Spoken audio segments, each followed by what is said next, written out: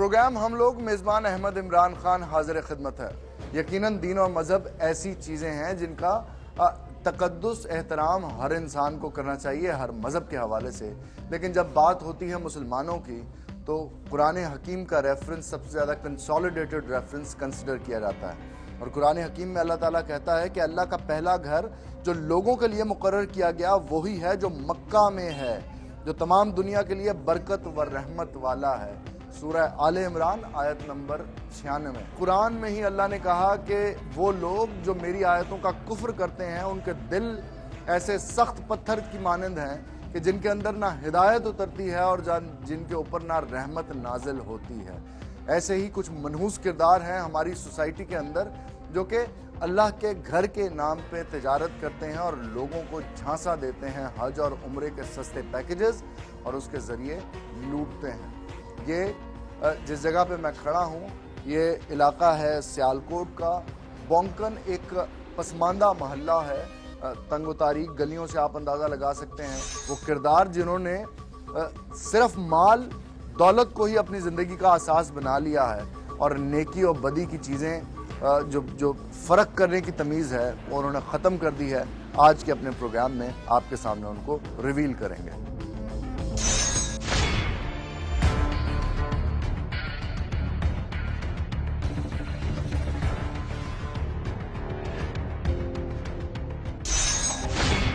नाज़रीन, सियालकोट के एक पसमानदा मोहल्ला बोंकन में हम यहाँ पे मौजूद हैं जहाँ पे मुख्तसर वक्त के नोटिस के ऊपर बहुत बड़ी तादाद में लोग इकट्ठे हो चुके हैं। वो लोग जो कि मुतासरीन हैं उस सस्ते उम्रा पैकेज के। ये स्टोरी है क्या, ये हम पूछते हैं सियालकोट के अपने नुमाइंदा शहजाद अहमद से जो हमारे साथ इस वक्त मौजूद हैं।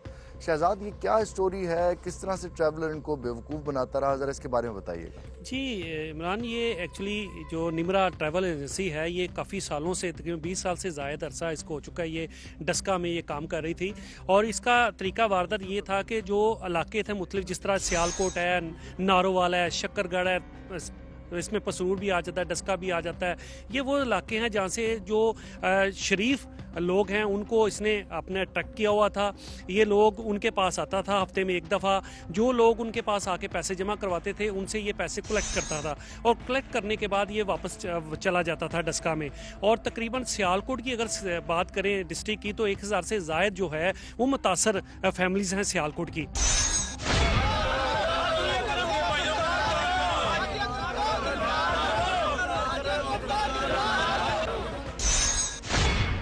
आपने किस पैकेज के तहत कितने पैसे दिए थे अकरम को? मैंने जी अपने बहू के भी, बेटे के और साथ मेरे मिलने वाले हैं 3 के मैंने अल्लाह की राह पे दिए। ये पैसे आपने दिए? हाँ जी, मैंने दिए। किस तरह से वो तरीकाकार क्या था? अकरम को बराह रास्त पैसे दिए आपने? बराह रास्त मैंने नहीं दिए, उनके, ये मेरी अपनी बहन है, इधर सामने आए जरा, तो इन्होंने ये करके आई हैं इन्हीं के थ्रू, तो इन्होंने बताया। फिर मैंने कहा कि चलिए हम लोग भी कोशिश करते हैं। फिर मैंने ये जो उन्होंने आगे ये वर्कर रखी हुई थी एजेंट अपनी, उनको मैंने आके खुद ज़ाती तौर पे मैंने जमा करवाए। तो आपको कब पता लगा कि वो 4 लाख से ज़्यादा की रकम जो आपने दी थी वो डूब चुकी है? ये अभी चंद दिन हुए हैं, हफ्ते वाले दिन हमें पता चला, यानी अभी हफ्ता नहीं हुआ कि हमें पता चला। आपका नाम क्या? जुबैदा। जुबैदा, आपने उम्रा किया पहले? पहले हज किया। पहले हज किया। ये अकरम के नहीं, वो मैं अपने बेटियां दे नाल गई सा मस्कत, उधर से बेटों के साथ आपने की। अब आप दोबारा उम्रा करना चाह रहे थे? हाँ, इन्हां दे नाल कीता सी पिछले साल। और कितने पैसे आपने दिए? वो 65,000। 65,000 रुपया आपने अकेले अपने लिए? हाँ, नहीं, मैं अपने बेटे का। अपने बेटे का दिया था? और ये आपको पैसे दिए हुए कितना अरसा हो गया? साल हो गया। आपने किस तरह से ये ट्रांजैक्शन की थी? ये पैसे आपने किस तरह हैंड ओवर किए थे? ये इधर ही मसाए ने ना, इन्हां दी बेटी जेड़ी है ना वो पैसे जमा करदे सन ते अगे भी इन्हां ने कीते सन ते इन्हां दे नाल ही गए सन, आए ने इत्थे बिना ते इन्हां दे नाल ही गए सन, हुण भी इन्हां दे नाल ही जाना। टेंशन से किस तरह गिरी आप? ऐसा यही टेंशन लई सी कि मैं 5 तारीख से जाना है बाहर, फिर टेंशन दे नाल मैं डिग्गी सटां लगियां। ये आपके जो चोट लगी? हाँ जी, ये टेंशन वाली लगी। गिर गई थी आप? जी, क्या लगे घर जाना। जब आपको पता लगा कि आप राम नाल फ्रॉड ना एक ज़ईफ़ खातून जो कि इस फैंटेसी में गुम थी कि वो अल्लाह के घर जाएंगी, जब उन्हें पता लगा कि उनके साथ गबन हो चुका है तो डिप्रेशन के मारे वो गिरी और उनके उसकी वजह से चोट भी लगी। पता नहीं ये इन खातून को, ज़ुबैदा बीबी को, जो डिप्रेशन, जो एंजाइटी, जो तकलीफ़, जहनी कोफ्त उठाना पड़ी, उसका मदावा रियासत करके देगी या वो अकरम नामी दरिंदा सिर्फ शख्स जो कि गरीब लोगों को अल्लाह के घर ले जाने का झांसा देके अब शायद दुबई में बैठा हुआ है, उसको पता नहीं हमारी FIA गिरफ्तार कर भी सकेगी या नहीं। अस्सलाम वालेकुम, आपका नाम क्या है? मिसेस राहिला यूसुफ। आपने कितने पैसे दिए थे? मैंने 65,000 पर हेड दिए थे, तकरीबन कोई 3-4 मेंबर्स के, अपने बच्चों के भी दिए थे, एक मेरी फ्रेंड है उनके दिए थे। हमारे स्कूल में जॉब है गवर्नमेंट मेरी, और ये जो रुबीना हैं ये भी क्लास 4 में हमारे स्कूल में थी, तो हमारे स्कूल के प्रिंसिपल ने वो जो कलेक्ट कर रही थी जी, पासपोर्ट ये और पैसे? बहुत ही शरीफ और बहुत ही सादा ये खातून थी। पता नहीं कैसे उस शख्स ने इनको ट्रैप किया, कहीं उम्रा ये करने गई हैं, वहाँ पर वो मिला और उसने फिर हमारे स्कूल से काफ़ी 2-3-4 साल हो गए हैं तकरीबन, टीचर्स 2-4-6 काफ़ी टीचर्स जा चुकी थी। उस वक्त इसका पैकेज इनका ये था कि ये 50,000 लिया करते थे, लेकिन शायद लास्ट ईयर इनको कुछ लॉस हुआ कि टिकट महंगे हो गए, तो हमारी दफ़ा जब आया तो ये कहने लगे कि 50,000 आप स्टार्ट में देंगे यानी जनवरी में, और 15,000 वो आप अगस्त में देंगे, तो फिर 65,000 पर हेड उन्होंने कलेक्ट किया। आपने कितने पैसे दिए? मैं जी 1,30,000 रुपया। 2 लोगों के लिए? हाँ, अपना बेटा तो मैं जा रही हूँ। कितना अर्सा पहले? साल हो गया जो पैसे लिया। साल हो गया। अच्छा, अब मुझे ये सब के आप सब लोगों के पैसे डूब गए, क्या उम्मीद है आपको पैसे मिल जाएंगे? अल्लाह और अल्लाह के हबीब के घर की हमें बहुत उम्मीद है, इंशाअल्लाह मिलेंगे।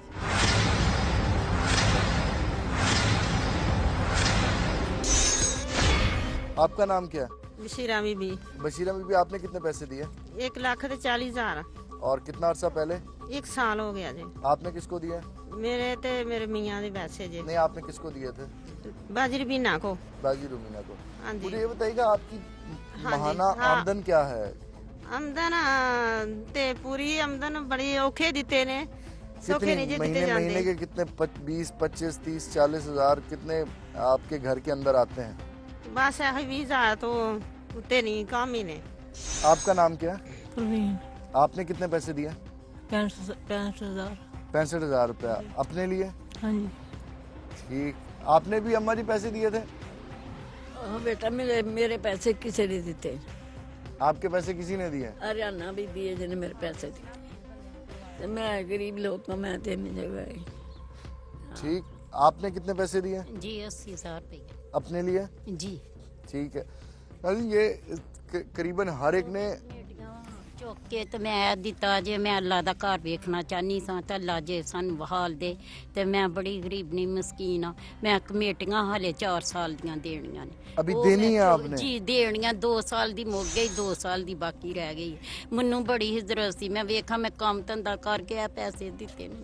कमेटी देनियां 2,000 रुपया, मियाँ मेरा बीमार रहिंदा 6,000 रुपया सिर्फ तनख्वाह। 6,000 जी, तो सिर्फ 6,000 रुपया? 6-7 और उसके अलावा बेटे बच्चे घर में? नहीं कोई नहीं है। बेटा मेरा वख बार है, छोटा जे मैं व्याह, मेरी लाद कोई नहीं। असी माई बाबा ही मेरा बड़ा ही दिल करता, मैं वेखा तो अगे वेखे फिर दिल करता ताले मेरे सिर दे उत्ते करता, मैं अल्लाह दा घर वेखा। 6,000 रुपए में किस तरह से गुजारा कैसे कर रही हैं आप? काम शामी भी कर लेनी, बर्तन शर्तन मांज लेनी। मैंने वाकएंड से अपने 2 भाइयों के 2 भाभियों के वैसे ना उनसे स्पेशली मंगवाए कि चले इधर थोड़ा सस्ता पैकेज है, तो तकरीबन ये 5 दिसंबर को मैंने दिए हैं उनका 3,40,000, और अपने मैंने अगस्त में दिए थे 73,000। अमूमन फैमिली में भाभियों और नंदों की लगती भी है, तो आपकी भाभियों ने ऐसा तो नहीं शक किया कि आपके? नहीं जारी बात है, इतनी बड़ी खबर चल रही है, टीवी पे भी चलेगी। रिश्तेदार ने जेडे सानू मजाहा करते ने पे कि सानू दे चलदे, ਅਸੀਂ ਖਾ ਲੈਂਦੇ, ਤੁਸੀਂ ਅੱਜ ਤੇ ਜਾ ਰਹੇ ਹੋ ਬਰਾ ਘਰ ਆਏ ਹੋ, ਜਾਂ ਆਪਣੇ ਨਜ਼ਦੀਕ ਨੇ ਜਿਹੜੇ ਉਹ ਵੀ ਸਾਨੂੰ ਤਾਨੇ ਮਾਰਦੇ ਨੇ, ਅਸੀਂ ਤੇ ਬਹੁਤ ਪਰੇਸ਼ਾਨ ਹੋ ਗਏ ਜੇ।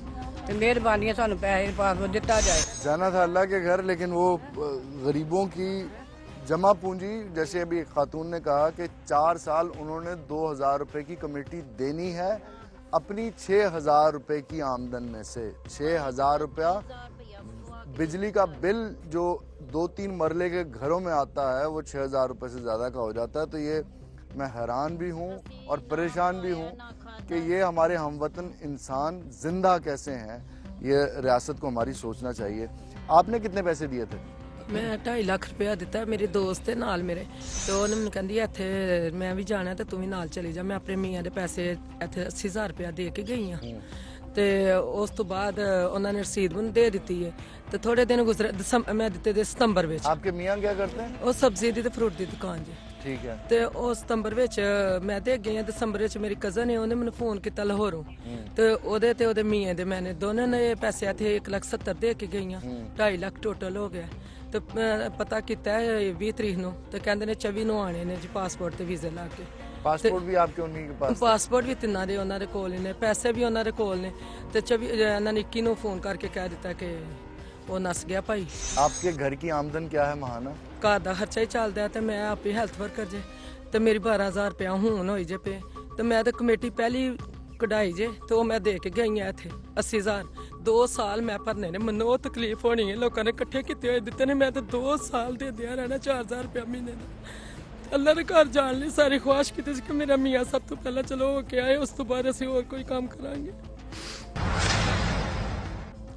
शायद ये तकवा है जिसकी वजह से हम जिंदा हैं। हमारी नब्ज अभी चल रही है एक कौम की हैसियत से, एक मुल्क की हैसियत से, जिस कौम को उसके हुक्मरान डसते हैं, डंगते हैं, काटते हैं उसके उज़्व। और न सिर्फ हुक्मरान बल्कि इस पार्लियामेंट की तर्जुमान करप्ट एक जो हमारी कौम का एक टेम्परामेंट है, जैसे कि ये ट्रैवलिंग एजेंट्स जो हैं हज और उम्रे के सस्ते सादत में गरीबों को लूट रहे हैं।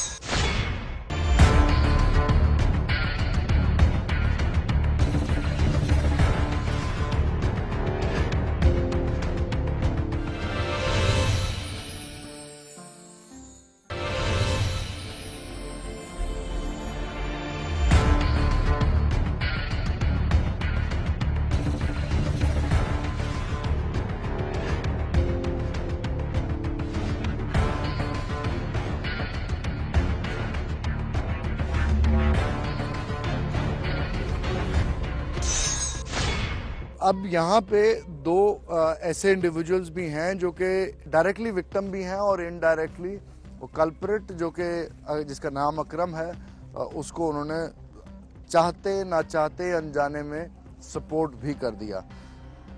दोनों हमारे साथ मौजूद हैं, उनसे भी बात करते हैं। अस्सलाम वालेकुम जी, आपका नाम क्या? रुबीना। आप कब से अकरम के साथ ये लोगों को हज उम्रे के लिए बाहर भेज रही थी? 5 साल। 5 साल से मैं खुद गई थी। ये उम्र आपने किस सन में किया? 2009 में? 6 साल तकरीबन हो गए। 6 साल हो गए। 6 साल। ठीक है। उसके बाद आपने कितने लोगों को रेफर किया अकरम को?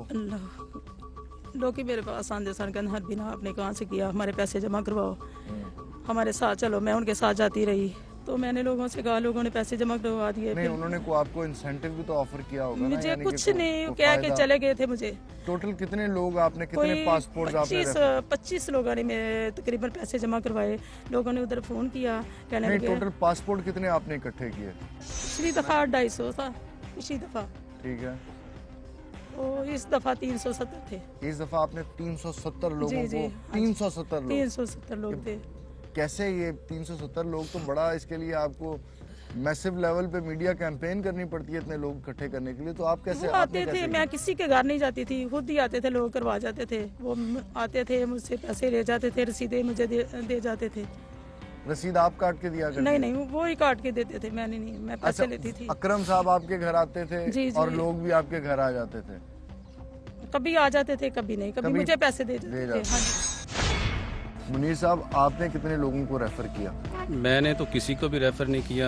पिछले साल मैं खुद गया था उम्रे के लिए, तो वहाँ उनकी जो सहूलतें थी वो बेहतरीन देखी। और जब हम वापस आए आकर मैंने अपने भी पैसे जमा करा दिए। मेरी मस्जिद के जो नमाजी थे, महल्लेदार या कोई रिश्तेदार, दोस्त अहबाब, उनको जब पता लगा कि मौलवी साहब ने, हाजी साहब ने आइंदा साल फिर उम्रे के लिए जाना है, तो लोगों ने मेरे से रब्ता कायम किया कि हाजी साहब आप पहले भी गए हैं तो हमें भी अपने साथ ले जाना। टोटल 41 आदमी हैं हम जिन्होंने जाना था। 41 आदमी, 41 पासपोर्ट आपने इकट्ठे करके दिए? जी ठीक। अभी आप कह रहे थे कि आपने पासपोर्ट इकट्ठे नहीं करके दिए। खैर, ये किस तरह से इकट्ठे आप कर रहे थे? अपने पास पैसे लेते थे, फिर वो जिस तरह रुबीना भी मैं आपको बता रहा हूँ ना कि लोग कहते थे आप पहले गए हैं, जहाँ जिसके ज़रिए आप गए हैं उसी के ज़रिए हमें भी ले जाना। जहाँ आपने पैसे जमा कराए हैं अपने, वहाँ हमारे भी पैसे जमा करा देना।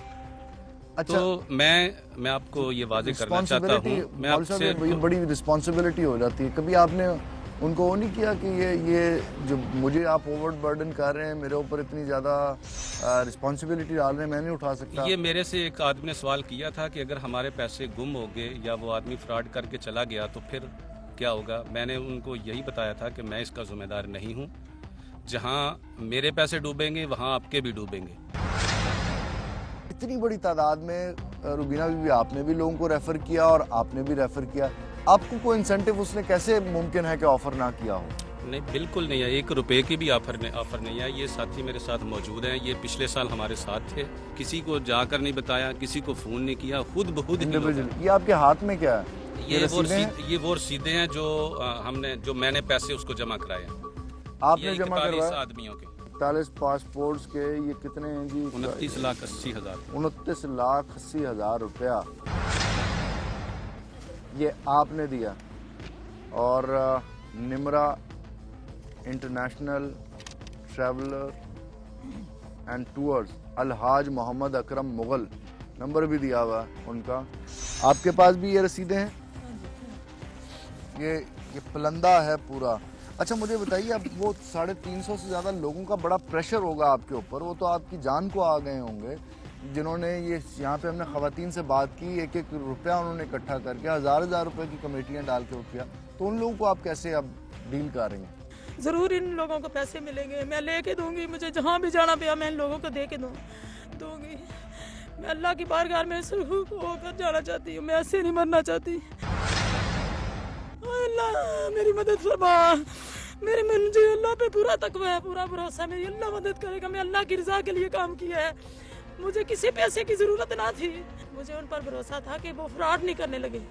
फ्रॉड नहीं है, मैं कहती थी फ्रॉड नहीं है, मर ना जाए लेकिन फ्रॉड नहीं। उसने मुझे खबर किया, उसने मुझे खबर कर दिया। मैं जीना नहीं चाहती, अब मैं मर जाना चाहती हूँ, लेकिन इन लोगों को पैसे देकर मुझे अल्लाह अपने ले जाए, इस दुनिया से उठा ले। वो शख्स जो कि अपने नाम के साथ अलहाज लगाता है और उसने एक बेवा जो कि 30 साल पहले बेवा हुई, जिसने एक अपने किरदार की वजह से एक इज्जत मुकाम अपने मोहल्ले में बनाया, ये पलंदा उसको थमा दिया। Nimra international travellers and tours ने अलहाज मोहम्मद अकरम, ये शैतान सिफ्त इंसान जो कि खाना काबा और मस्जिद नबवी की तस्वीरें लगा के मासूम लोगों को, गरीब लोगों को उम्रे की सादत के ऊपर लूट चुका है, करोड़ों रुपए का गबन कर चुका है।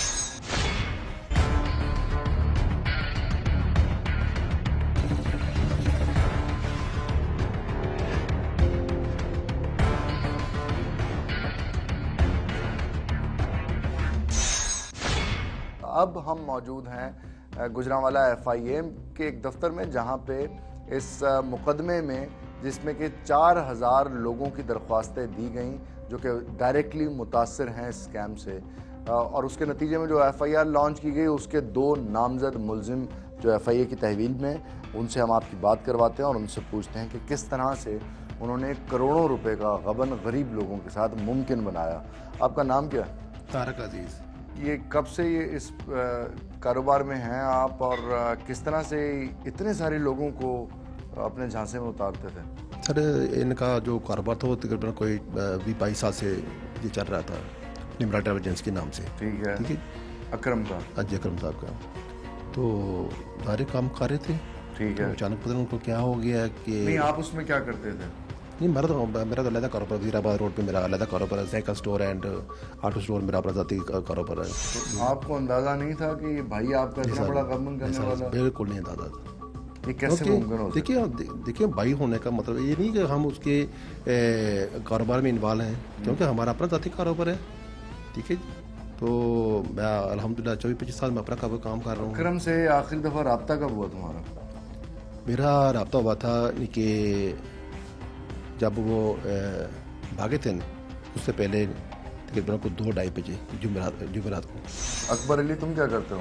मैं कार की फैमिली का ड्राइवर था। हाजी अकरम के दफ्तरी मामलात जो हैं वो कहाँ पे चलते थे? वो सर मुझे नहीं पता, मैं फैमिली के साथ ड्राइवर था। हाजी साहब का जो ड्राइवर सी ना, दूसरा इफ्तिखार ड्राइवर हाजी साहब का, हाँ, ते नाल वो दूसरा जुए साहब, हाँ, वो सेक्रेटरी थे। स्काउट हंट करने का, इंडक्ट करने का तरीका क्या था हाजी अकरम का? हमारा तो उनमें इंटरेस्ट नहीं था, हमें तो पता ही नहीं था कि कितने पैसे ले रहे हैं। कभी उम्रा हज पे गए नहीं भाई के रेफरेंस से? वो मैं गया हूँ 2004 में अपनी मामा के साथ। तो फिर FIA ने तुम्हें क्यों गिरफ्तार किया? सर बस यही है कि मेरा कसूर यही है कि मैं उनका भाई हूँ। हाजी अकरम ने जो 27 करोड़ रुपया गरीबों का, गरीब औरतों का और लोगों का जो उसमें गबन किया है, वो वापस दिलवाने में और अपने भाई को कैफरे किरदार तक पहुंचाने में तुम क्या जिम्मेदारी अदा करोगे? सर हमें तो अगर पता चल जाए कि यानी कि ये कहाँ है, तो हम इंशाअल्लाह ताला हम अल्लाह के फजल से इनको इस महकमे को हम तला देंगे इंशाअल्लाह। अमले में कितने लोग थे निमरा ट्रैवलर्स में? इफ्तिखार जो ड्राइवर सी उन्हों दा, हाँ, ते जो जुवेद कबाल है, हाँ, उन्हों दा सेक्रेटरी सी, हाँ, ते मालिक हाजी साहब। वो कहाँ पे? ये लोग कहाँ पे? कोई पता नहीं चला उन्हों दा। जितने मासूम तुम अभी बन रहे हो, नहीं सर, मासूम नहीं बनने की जरूरत। तुम्हें काफी सारी चीजें जो पता हैं वो तुम अभी अपनी उसकी जान खलासी के लिए। नहीं सर, कोई नहीं। मैं तो कहता बाकी 3 लोग कहाँ पे? उनके साथ ही हो गए। जुएद साहब जो 2-4 दिन पहले नहीं आए, लोगों ने पूछा जुएद साहब किधर है, उन्होंने क्या है उसके पेट में पानी पिया, वो अस्पताल दाखिल है। हाँ जी, मैं जुमेरात को घर गया, तो जुमे को पता चल गया, खबर चल गई है जी हाजी साहब फरार हो गए हैं। अकबर, जो पेमेंट का सिस्टम था, तुम पेमेंट्स रिसीव करते थे जाके, वो किस मैकेनिज्म के तहत करते थे और कितनी पेमेंट्स रिसीव करते थे? जब छुट्टी जाता था ना त्वार को, तो मैंने उन्होंने टेलीफोन करना, अकबर पर दफ्तर में चक्कर मारा मैंने उन्होंने जो देना मैं लेके हाजी साहब। कितने पैसे हो? कोई पता नहीं, उन्होंने को लिखे होंगे जितने देते होंगे। नहीं मतलब पैसे, कोई बंदा दुनिया में कोई बंदा पैसे रिसीव करता है तो वो गिन के लेता है? हाँ जी, 1 लाख 2 लाख 1.5 लाख जानी के जरा ना मैंने वो देने से। और तुम्हारा कमीशन कितना होता था? मेरा कमीशन कोई 12,000 रुपया तनख्वाह था मेरा। 12,000 रुपये तनख्वाह? हाँ जी। पासपोर्ट का वो पैकेज जो 2,000 रुपए पे हाजी अकरम ने इंसेंटिव रखा हुआ था, उसका वो तुम्हें नहीं मिलता? नहीं, मुझे नहीं। क्यों नहीं मिलता? और एजेंट को, जो एजेंट इकट्ठे करते थे उनको देता, पता नहीं 2,000 देते, 3 देते, 4 देते, मुझे नहीं पता। नवीन, ये अपनी नौयत का ये बहुत बड़ा स्कैम है, बहुत बड़ा गबन है। अब इस नामजद मुलजमान से आपने बात सुनी उनकी, यकीनन कोई भी क्रिमिनल हिस्ट्री के अंदर कोई भी ऐसा मुलजिम नहीं है जो कि फौरी तौर पे अपने जुर्म का एतराफ़ कर ले। अलहाज मोहम्मद अकरम, ये शख्स इस वक्त कहाँ पे है ये जानना बड़ा ज़रूरी है, और इस केस के हवाले से मज़ीद पेशरफ्त क्या है ये बात करेंगे हम FIA एहलकार से, जो कि FIA की डेवलपमेंट, जो FIA ने होमवर्क किया है और इन्वेस्टिगेशन जहाँ तक की हैं उनके बारे में हमें अपडेट देंगे।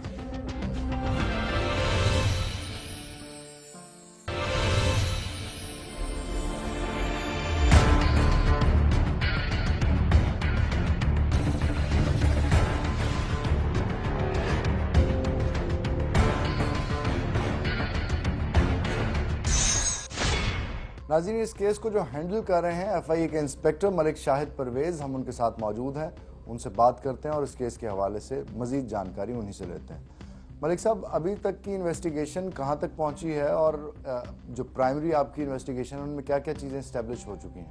इन्वेस्टिगेशन करने के बाद हमने सबसे पहले उसके जो अकरम है उसकी लोकेट किया उसको, तो वो पता चला कि 18 तारीख को 3 दिन पहले स्कैम से हमें रिपोर्ट होने से पहले वो पाकिस्तान से भाग चुका था। ठीक है। अब लाहौर एयरपोर्ट के ज़रिए अब हमने उसका पासपोर्ट ब्लैक लिस्ट करवा दिया है, उसके बैंक अकाउंट फ्रीज करा दिए हैं, और जिन जिन लोगों से उसके अकाउंट में ट्रांजैक्शन हुई है उन फर्दर अकाउंट्स को हम सॉर्ट आउट कर रहे हैं कि वो इतनी भारी रकम लेके कहाँ गया है। ठीक है। और दौरान तफ्तीश हमने इसके 4000 से ज़्यादा पासपोर्ट तकरीबन रिकवर हमने करवा लिए। ये कहाँ से रिकवर किए पासपोर्ट? ये एक प्राइवेट जगह थी, वहाँ पे एक हाउस था, प्राइवेट हाउस, वहाँ पे उन्होंने रखे हुए छुपा के। बैंक अकाउंट के थ्रू जो नेटवर्क या नेक्सस बना, उससे आपको कुछ उसके साथ जो लोग उसको सपोर्ट कर रहे थे वो पता लगे, वो डिटेक्ट हुआ? बिल्कुल ऐसे ही। असल में उसका मोडस ऑपरेंडी यही था उस शख्स का कि वो लोगों को अपने सब एजेंट्स हायर करके उनके जरिए ही ये रकम ट्रांसफर करवाता था। हमें FIA की तरफ से बताया गया कि 27 करोड़ रुपए का करीबन ये कमोबेश गबन है, बल्कि ये जो वॉल्यूम ऑफ मनी है हर गुजरते दिन के साथ बढ़ता जा रहा है। तो वो किस तरह से आप एवेल्यूएट कर रहे हैं?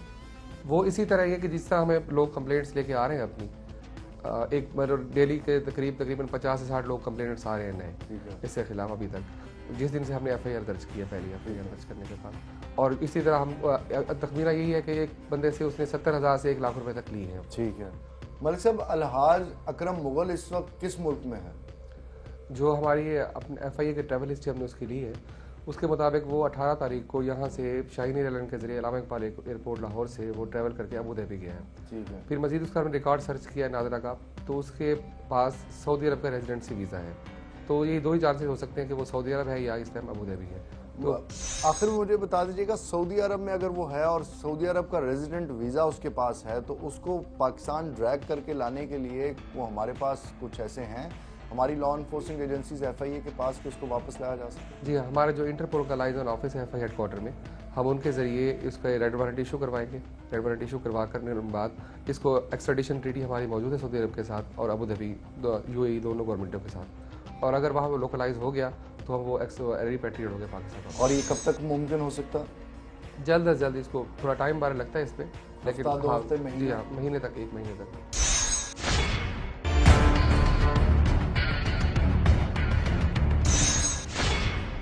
नाज़रीन, अब हम मौजूद हैं deputy director FIA Malik Sikandar Hayat Khan sahab के साथ। एक तो हमें ये बताइएगा, FIA मॉनिटर किस तरह करती है और रेगुलेट किस तरह करती है इस सारे सिस्टम को जिसके थ्रू लोग बाहर जाते हैं या वीज़ा लगवाने के लिए एजेंट से काम लेते हैं?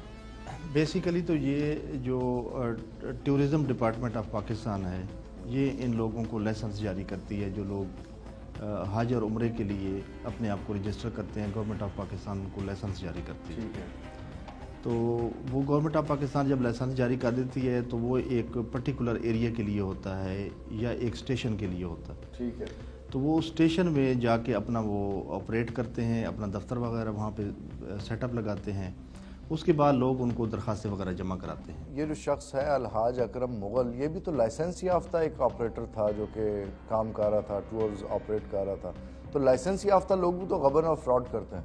अभी ये जो केस आपके सामने है, इसमें लोगों ने 4-5 महीने से लोगों ने पैसे दिए हुए, बल्कि कुछ लोगों ने तो जनवरी और मार्च से पैसे दिए हुए हैं।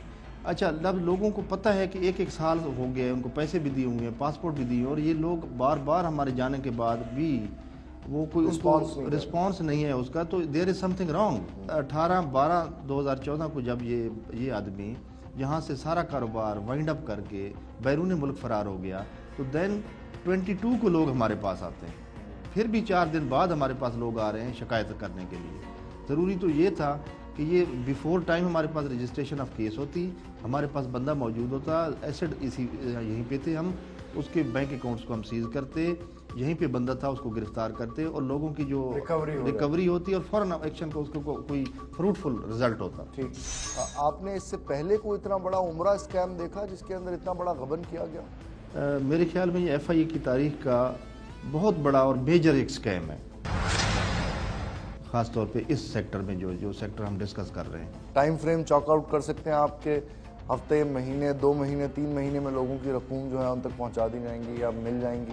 क्योंकि ये एक वाइट कॉलर क्राइम है। अब वो यहाँ से उसने अपने बज़ाहिर अपनी प्रॉपर्टीज़ भी हैं जो लोगों के नाम पे ट्रांसफ़र कर दी हैं। अब हमने स्टेट बैंक ऑफ पाकिस्तान को भी एक लेटर लिखा है, को 28 बैंक्स को भी हमने लेटर लिखा है, उनको CNIC नंबर दिए हैं कि जनाब इस बंदा जो है इतना मेगा फ्रॉड करके पाकिस्तान से भाग गया है, इसकी जितनी भी प्रॉपर्टीज़ हैं, इसके जितने भी बैंक अकाउंट्स हैं, उनकी हमें एक डिटेल दें। ठीक है।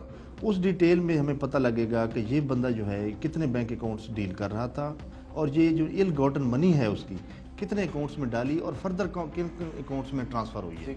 8 दिनों की जो FIE की मेहनत है उसकी रोशनी में आप स्टैब्लिश कर सकते हैं कि ये महीना, 2 महीने, 3 महीने में ही विल बी कॉट? मेरे ख्याल में इसको महीने नहीं लगेंगे, दिनों में इंशाल्लाह इसको रिकवरी भी इसकी इंश्योर करेंगे और इसकी इंटरपोल से इंशाल्लाह इसकी गिरफ्तार करके इसको वापस पाकिस्तान में भी कैसर किरदार सज़ा भी दिलवाएंगे इंशाल्लाह।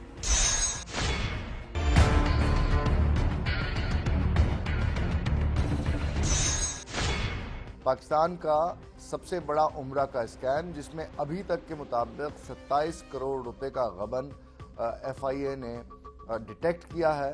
इस हवाले से बात करने के लिए हमारे साथ इस्लामाबाद से मवासलाती राब्ते के जरिए वफाकी वजीर बराए मजहबी अमूर सरदार मोहम्मद यूसुफ मौजूद हैं, उनसे बात करते हैं। सबसे पहले तो ये बताइएगा कि वजारत मजहबी अमूर हज को किस तरह से रेगुलेट करती है और उम्रे के जो पैकेजेस दिए जाते हैं मुख्तलिफ ट्रैवलर एजेंसीज की तरफ से, वो उनको रेगुलेट किस तरह से किया जाता है? पहली बात तो ये है कि वजारत मजहबी अमूर के साथ हज है, जो कि वजारत मजहबी अमूर उसको इंतजामात करती है। उम्रा वजारत मजहबी अमूर के साथ नहीं, पिछले कई सालों से ये टूरिज्म के साथ है और उसको हम डील नहीं करते। सरदार साहब, ये हम सब जानते हैं कि उम्रे का जो प्रोसेस है वो टूरिज्म डिपार्टमेंट के अंडर दे दिया गया है। रिलीजियस मिनिस्ट्री अब इसको नहीं देखती डायरेक्टली, लेकिन फिर भी तमाम मुसलमान जानते हैं कि उम्रे की अदायगी भी एक मजहबी अमूर है। तो वो लोग, वो गरीब औरतें जिनकी सिस्कियां हमने अपने इस प्रोग्राम में दिखाई, उनकी दुआएं जो आप तक पहुंचाई, क्या उनकी आवाज़ सुनी जाएगी? क्या उनके वो पैसे जो उन्होंने हजार रुपए की कमेटियां देके जमा किए, वो उन गरीब औरतों को वापस दिलवाए जाएंगे? आपकी हुकूमत इस सिलसिले में उनकी कुछ मदद करेगी? जी जी बिल्कुल इमरान साहब, बिल्कुल आप सही कहते हैं। जिस तरह मैंने कहा, लोग तो यही समझते हैं कि ये उम्रा भी वजारत मजहबी अमूर के साथ है, लेकिन एक्चुअली ये है नहीं। लेकिन इसके बावजूद भी इंशाल्लाह हम उनके साथ ज़रूर तावन करने के लिए तैयार हैं। जो वजारत हमारे दायरा इख्तियार में, हम इंशाल्लाह जो कुछ कर सकते हुए मैं ज़रूर करूँगा। और इस तरह के जो लोग हैं जो उम्रा या हज में इस तरह फ्रॉड करते हैं, उनको तो किसी सूरत में भी माफ़ नहीं होना चाहिए, उनको किसी सूरत में स्पेयर नहीं करना चाहिए, बल्कि उनके खिलाफ एक्शन लेना चाहिए। जब तक सज़ा के निज़ाम को जामे तौर पर नाफिजुल अमल नहीं किया जाएगा, तब तक तो सारी की सारी बातें, भले वो आप करें या हम, वो तो हवा में घुल जाने वाले धुएं की तरह है। नहीं, ये इंशाल्लाह नहीं होगा। बल्कि जिन लोगों ने इस तरीके से जिनके साथ जुल्म ज्यादती हुआ है, रियासत कोई कमजोर भी नहीं, बेबस भी नहीं है और कोई मजबूरी भी नहीं है। जिस तरह मैंने कहा कि जो हमारी जिम्मेदारी बनती है और इंशाल्लाह से हटकर एक इंसानी जिम्मेदारी के लिहाज से भी इंशाल्लाह हम जरूर उन लोगों को उनका हक दिलाएंगे। वो शख्स अकरम मुगल जिसने गबन किया उम्रे के स्कैम में, क्या उससे पैसे लेके आपकी हुकूमत उन गरीब औरतों को, लोगों को पैसे दिलवाएगी जिनसे उसने फ्रॉड किया? बिल्कुल इंशाल्लाह हमारी हुकूमत इस सिलसिले में जो भी है, जो हमारे पाकिस्तानी हैं उनके साथ ज्यादती हुई है, कोई भी हो, मुगल हो या कोई भी हो, जिन्होंने फ्रॉड करके उनका पैसा लेकर वो आराम से जिंदगी बसर कर रहे हैं, तो उसके खिलाफ जरूर कार्रवाई करेगी और उनको हक दिलाएगी। बिल्कुल सरदार साहब, हज जो कि मजहब इस्लाम के अंदर अहम रुकन है और इसकी अदायगी के लिए सऊदी अरब जाना पड़ता है, उम्रे की अदायगी के लिए भी सऊदी अरब जाना पड़ता है, तो वजारत मजहबी अमूर के अम्ब्रेला के नीचे से उम्रे को निकाल के ट्रैवल टूरिज्म के अंडर क्यों दिया गया और सऊदी अरब ने किस कैपेसिटी में इन्फ्लुएंस किया गवर्नमेंट ऑफ पाकिस्तान को ऐसा करने पर? जी, ये सऊदी अरब ने किया। उन्होंने आगे जो कंपनियां हैं उनको जो लाइसेंस इशू किए, उन्होंने फिर कंपनियों ने आगे सबलेट किया। जो पाकिस्तान में इस तरह की हमारी कंपनियां, उनको सबलेट किया हुआ है और ये वो डायरेक्ट मतलब है टूरिज्म के तहत आती हैं वो कंपनियां भी। अब इसी वजह से यानी हम ये देख रहे हैं, लोग तो ये समझते हैं चूँकि हज और उम्रा एक इबादत है और ये वजारत मजहबी अमूर के साथ होगी, लेकिन एक्चुअल जो बात है हमारे साथ नहीं है। और चूंकि पाकिस्तान में टूरिज्म जो है वो भी डिवॉल्व हो गया है, मरकजी हुकूमत के साथ नहीं, चारों सूबों को अलग-अलग वो जो इंतजामात है टूरिज्म के लिहाज से वो कर रहे हैं। तो इस वजह से ये एक प्रॉब्लम है और यही हम चाहते हैं कि इसको भी जिस तरह हज है मरकज के साथ होना चाहिए और उसके साथ ही वजारत मजहबी उमूर के साथ होना चाहिए। नाज़रीन, प्रोग्राम आपने मुलाहिजा किया और इस प्रोग्राम के लिए हमें सियालकोट, डस्का, गुजरांवाला जाके मुख्तलिफ लोगों की आरा, उनकी कैफियत रिकॉर्ड करना पड़ी।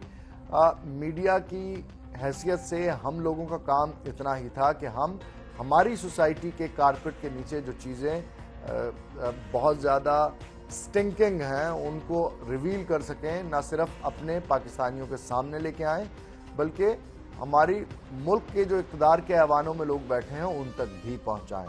हमने अपनी जिम्मेदारी पूरी की। अब देखना यह है कि इक़्तिदार में बैठे हुए लोग इन चीज़ों को किस तरह से स्ट्रीमलाइन करते हैं और सही समत की तरफ ले जाते हैं, या वो ले जा पाते भी हैं या नहीं, ये आने वाला वक्त ही साबित करेगा। प्रोग्राम आपने मुलाहिजा किया, इसका फीडबैक हमें देना ना भूलिएगा। प्रोग्राम हम लोग की पूरी टीम के साथ मेज़बान अहमद इमरान खान को इजाज़त दीजिए। अल्लाह निगहबान।